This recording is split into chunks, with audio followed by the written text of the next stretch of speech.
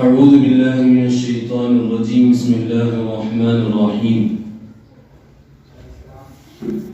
يا أيها الناس إنا خلقناكم من ذكر وأنثى وجعلناكم شعوبا وقبائل لتعارفوا إن أكرمكم عند الله أتقاكم إن الله عليم خبير صدق الله العلي العظيم. وقال نبينا وحبيبنا وشفيعنا صلى الله عليه وسلم يا أيها الناس إن ربكم واحد لا فضل لعربي على عجمي ولا لعجمي على عربي ولا لأسود على أحمر ولا لأحمر على أسود إلا بالتقوى أو كما قال عليه الصلاة والسلام. புகழும் புகழ்ச்சியும் ஏக வல்லோனாகிய அல்லாஹ் ஜல்ல ஷானுஹு தஆலா ஒருவனுக்கே உரித்தாகட்டுமாக. சாந்தியும் சமாதானமும் கண்மணி நாயகம் ரசூலுல்லாஹி ஸல்லல்லாஹு அலைஹி வஸல்லம் அவர்கள் மீதும் அவர்களுடைய அடிச்சுவட்டை அப்படியே பின்பற்றி வாழ்ந்த சத்திய சஹாபாக்கள், தாபியீன்கள், தபா தாபியீன்கள், நாதாக்கள், சுஹதாக்கள், குறிப்பாக இந்த மஜ்லிஸிற்கு வருகை தந்திருக்கிற நம் அனைவரின் மீதும் அல்லாஹ்வுடைய அன்பும் அருளும் என்றென்றும் நீண்டு நிலவட்டுமாக. ஆமீன். இந்த முப்பெரும் விழாவை அல்லாஹ் கபூல் செய்து அருள்வானாக. இங்கே வழங்கப்பட இருக்கக்கூடிய இந்த கிதாப் வெளியீட்டு விழா, இந்த புத்தகத்தை கொண்டு பல மக்களுக்கு அல்லாஹ் ஹிதாயத்தை நசீபாக்குவானாக. இந்த புத்தகத்தை எழுதிய ஆசிரியர் பெருந்தகை ஹஜரத் மௌலானா மௌலவி தௌஃபீக் ஹஜரத் அவர்களுடைய வாழ்க்கையிலே எல்லா விதமான பரக்கத்துகளையும் அல்லாஹ் தந்தருள்வானாக.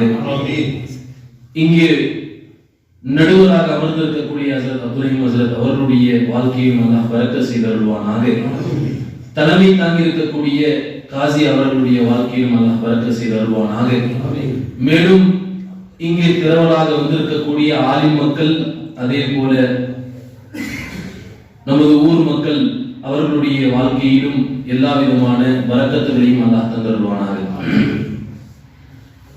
இந்த கருத்தரங்கத்திற்கு எனக்கு வழங்கிய தலைப்பு சமூக நீதி. சமூக நீதி என்று சொல்வதற்கு முன்பாக இன்றைக்கு புதிதாக இஸ்லாத்திற்கு விருப்பப்பட்டு ஆசைப்பட்டு மார்க்கத்திற்குள் நுழைகிறார்கள். நிறைய மக்கள் புதிதாக இஸ்லாத்திற்கு வருகிறார்கள். இந்த மார்க்கத்திலே பெரிதாக ஒரு பரப்பு செய்தி ஒன்றும் இல்லை. இஸ்லாமை பரப்புவதற்கு நாம் கையாளக்கூடிய முயற்சிகள் ரொம்பவும் குறைவு. கிறிஸ்துவ மதத்தவர்கள் இந்த தன்னுடைய மார்க்கத்தை, தன்னுடைய மதத்தை பரப்புவதற்காக பல்வேறுபட்ட முயற்சிகள் எடுக்கிறார்கள். ஆனால் இஸ்லாமியர்கள் குறைந்த முயற்சி எடுக்கிறார்கள். என்று இருந்தாலுமே கூட நிறைய மக்கள் புதிதாக இஸ்லாத்திற்கு வருவதற்கான அடிப்படை காரணம் என்ன என்று நாம் பார்க்கிற போது, இந்த மார்க்கத்தில் இருக்கக்கூடிய சமூக நீதி, எல்லா மதத்தவர்களையும் ஒன்றாக பார்க்கக்கூடிய ஒரு பார்வை இருக்கிறது. அது இந்த இஸ்லாமிய மார்க்கத்தில் மட்டும்தான் இருக்கிறது. பெருமானார் ஸல்லல்லாஹு அலைஹி வஸல்லம் அதை இந்த மார்க்கத்தோடு அழகாக கட்டமைத்தார்கள். ஆரம்ப கால மக்களிடத்திலே பல்வேறுபட்ட, இன்றைக்கும் கூட நிறைய கருத்து வேறுபாடுகள் ஜாதிகளை வைத்து அடிப்படையாக வைத்து, பிறப்புகளை அடிப்படையாக வைத்து, ஒருவன் சாப்பிடக்கூடிய இறைச்சிகளை அடிப்படையாக வைத்து, உணவை அடிப்படையாக வைத்து, நிறங்களை அடிப்படையாக வைத்து மனிதன் பிரிக்கப்படுகிறான். இப்படி மனிதன் பிரிக்கப்படக்கூடாது, மனிதன் ஒன்றாக இருக்க வேண்டும், எல்லா மனிதனும் ஒரே மனிதன் என்று சொல்லுகிற போது பெருமானார் ஸல்லல்லாஹு அலைஹி வஸல்லம் அந்த சமூக நீதியை மிக அழகாக கட்டமைத்தார்கள். அல்லாஹ் திருமறையில் சொல்லி காட்டுவான், யா அய்யுஹன் நாஸ், மக்களே, இன்னா ஸலக்னாகும், உங்களை நாம் படைத்திருக்கிறோம். எப்படி? மின் தக்கரின் வ உன்ஸா, ஒரு ஆண் ஒரு தந்தைக்கு, ஒரு தாய் ஒரு தந்தைக்கு. அருமையானவர்களே, நம்முடைய தாய் வேண்டுமானால் ஆமினாவாக இருக்கலாம், நம்முடைய தாயினுடைய தாய் வேண்டுமானால் ஃபாத்திமாவாக இருக்கலாம். ஆனால் அந்த வழித்தோன்றல் எங்கே போய் முடிகிறது என்று சொன்னால் ஹஜ்ரத் அபூ அலைஹிஸ்ஸலாம் அவர்களிடத்திலே. நம்முடைய தந்தை வேண்டுமானால் அப்துல்லாவாக இருக்கலாம், அவர்களுடைய தந்தை வேண்டுமானால் இப்ராஹிமாக இருக்கலாம். அருமையானவர்களே, அந்த சந்ததிகள் எங்கே போய் முடிகிறது என்று சொன்னால் ஹஜ்ரத் ஆதம் அலைஹிஸ்ஸலாம் அவர்களிலே போய் முடிகிறது. இந்த மார்க்கம் தான் முதல் முதலில் எல்லா மனிதர்களுக்கான உரிமைகளை பெற்றுத்தரக்கூடிய மார்க்கம், எல்லா மனிதர்களுக்கான உரிமை. அருமையானவர்களே, பெருமானாருடைய வாழ்க்கை காலங்களிலே பார்க்கலாம், யூதர்கள் கூட நபியிடத்திலே வந்து தீர்ப்பு கேட்பார்கள், நபியிடத்திலே வந்து தன்னுடைய உரிமைகளை கேட்டு செல்வார்கள். ஏன்? பெருமானார் அவர்களுடைய மதத்திலும் எத்தனையோ பெரிய பயனாளர்கள் எல்லாம் இருக்கிற போது, ஆனா பெருமானாரிடத்திலே வந்து கேட்பதற்கான காரணம் என்ன? நபியிடத்தில் வந்து கேட்டால் அங்கே நீதி கிடைக்கும். குறிப்பாக சொல்ல வேண்டும் என்று சொன்னால், இஸ்லாத்தினிடத்திலே நம்மிடத்தில் வந்து கேட்டால் இஸ்லாம் நமக்கு நீதியை தரும் என்கிற விஷயம் ஆழமாக பதிந்திருந்தது. பெருமானார் ஸல்லல்லாஹு அலைஹி வஸல்லம் எல்லா சமூக மக்களையும் அரவணைத்து அங்கே கொண்டு சென்றார்கள். மதீனாவிற்கு அல்லாஹ்வுடைய தூதர் வருகிற போது அங்கே முஸ்லிம்கள் அதிகமான மக்கள் முஸ்லிம்கள் இருக்கக்கூடிய இடம். அதே போல யூதர்களும் இருக்கிறார்கள், கிறிஸ்தவர்களும் இருக்கிறார்கள். ஆனால் பெருமானார் ஸல்லல்லாஹு அலைஹி வஸல்லம் எல்லா மக்களுக்குமான உரிமைகளையும் அல்லாஹ்வுடைய தூதர் அங்கே வழங்கினார்கள். சமூக நீதினா என்னங்க? அருமையானவர்களே, இன்றைக்கு ஒரு தாழ்த்தப்பட்ட மனிதனுக்கு அவனுடைய உரிமை பறிக்கப்படுகிறது என்று சொன்னால் அது சமூக நீதி அல்ல. ஒரு தாழ்த்தப்பட்ட மனிதனுக்கும் அவனுடைய உரிமை வழங்கப்படுகிறது. அவன் எதை வேண்டுமானாலும் அந்த அரசாங்கத்திலே கேட்டு பெற்றுக் கொள்ளலாம், உரிமைகளை கேட்டு பெற முடியும் என்று இருக்கிற போது அதுதான் சமூக நீதி கொண்ட அரசு என்பதாக சொல்வோம். அருமையானவர்களே, பெருமானார் ஸல்லல்லாஹு அலைஹி வஸல்லம் அவ்வளவு அழகாக கட்டமைத்தார்கள். நமக்கெல்லாம் தெரியும், ஹஜ்ஜத்துல் விதாவிலே அல்லாஹ்வுடைய தூதர் 1.5 லட்சம் சஹாபாக்களுக்கு முன்பாக மிக அற்புதமான ஒரு உரையை நிகழ்த்தினார்கள்.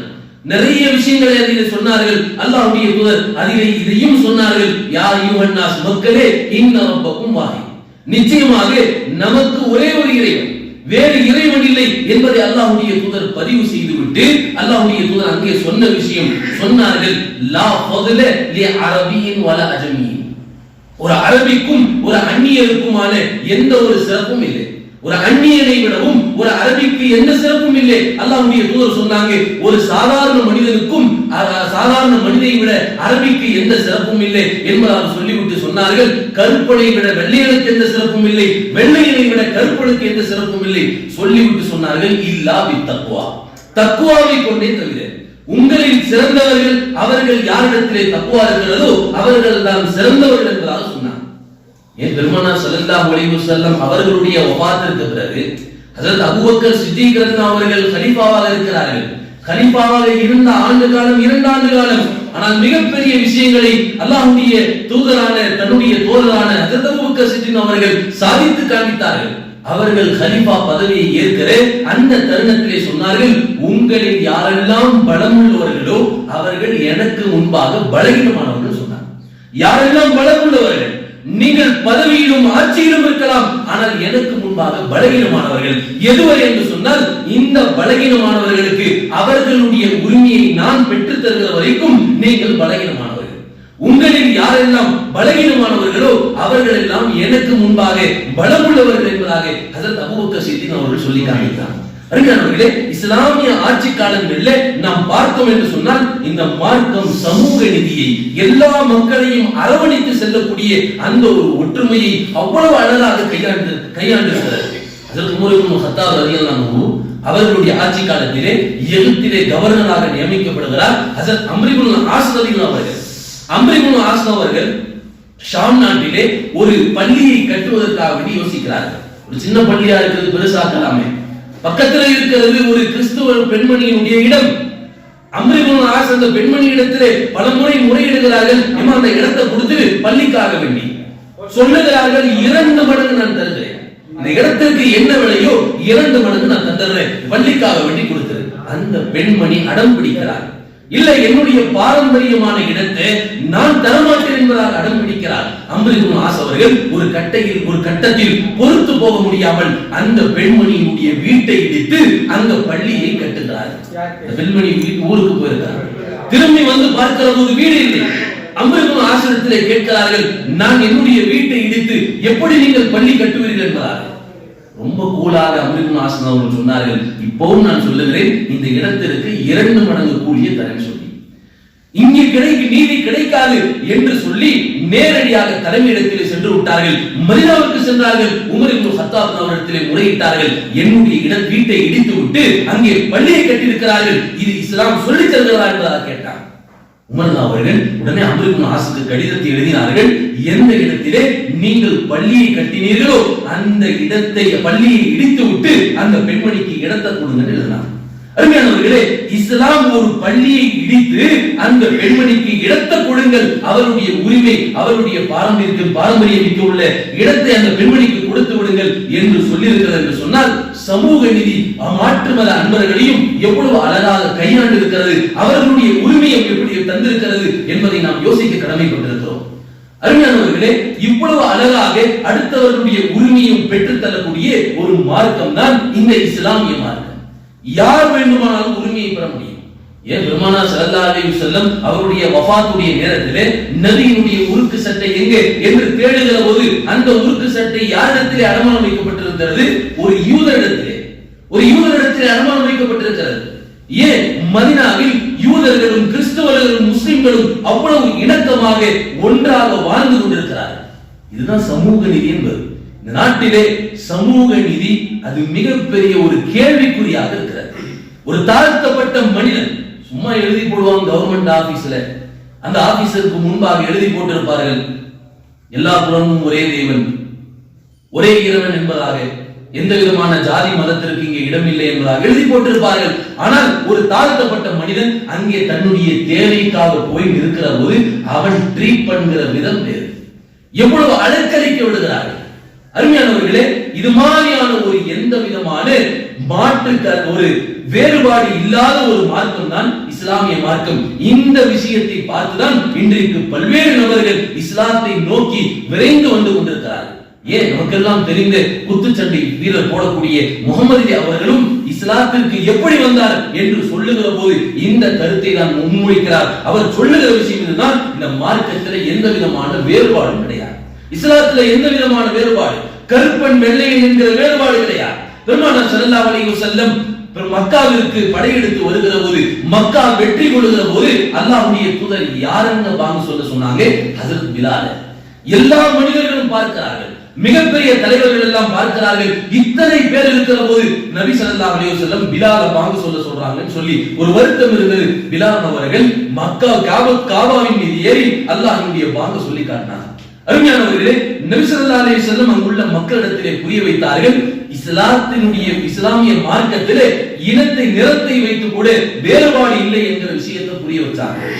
இன்னும் சொல்ல போனால் பெருமானார் ஸல்லல்லாஹு அலைஹி வஸல்லம் அவர்கள் இந்த சமூகத்திற்கு எவ்வளவு அழகான உரிமைகளை வழங்கியிருக்கிறார்.